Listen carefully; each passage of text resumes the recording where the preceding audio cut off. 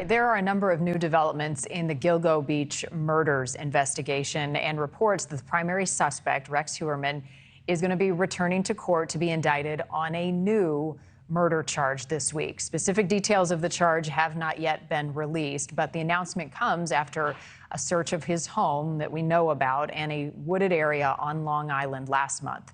Heuermann has pleaded not guilty in the deaths of 4 women whose bodies were all found in shallow graves near Gilgo Beach.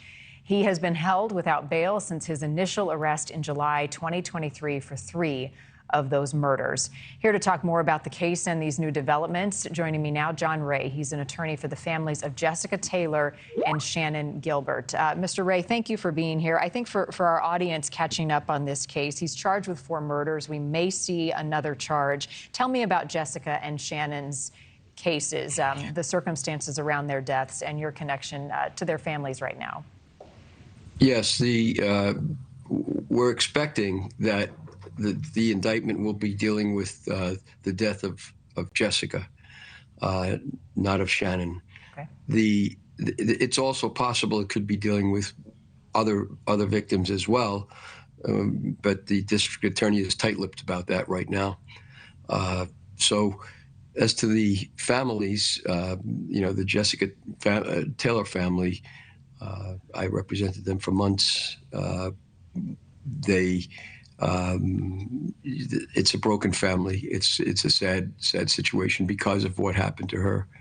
And in the Gilbert case, it's the same. The children are left, and Shannon's sisters, that is. And this business of, we'll have, and this indictment will somehow give pleasure or some kind of what they call closure to the circumstances is just not the case at all. There is no such thing as closure when you've lost a loved one. In fact, what happens when something like an indictment comes down later on, so many years later, it reopens the wounds, and it's very painful and very sad. Yeah, it's not closure. It's maybe justice served if he's found guilty. Tell me about Jessica's death and what happened to her, John. Yeah, she was dismembered, and her trunk was found in the woods in Manorville in Suffolk County, New York. And, her body parts that had been taken away were eventually found along Ocean Parkway in the Oak Beach, Gilgo Beach area of Long Island. She was only 20 years old when she disappeared, and she was a lonely, very sweet girl, from what I understand. And to end up in a forest like that, it suggests to me, anyway, from the circumstances of which I know, that Heuermann was a hunter, and he enjoyed stalking and hunting down his prey, and he made it human prey. And she looks like she's in that category, from what I can tell. Wow. It's sick, it's senseless, it is pure evil, and to tear a family apart, I don't think that even begins to scratch the surface on what they all have been through with the loss of her. There was a search of Heuermann's home recently in the last few weeks that we have reported on.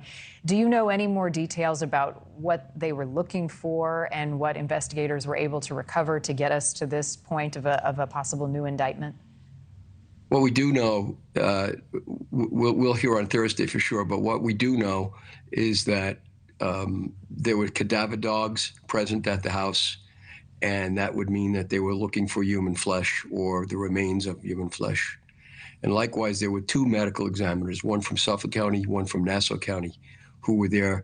They deal in dead bodies and parts of dead bodies, blood, bones, and the like.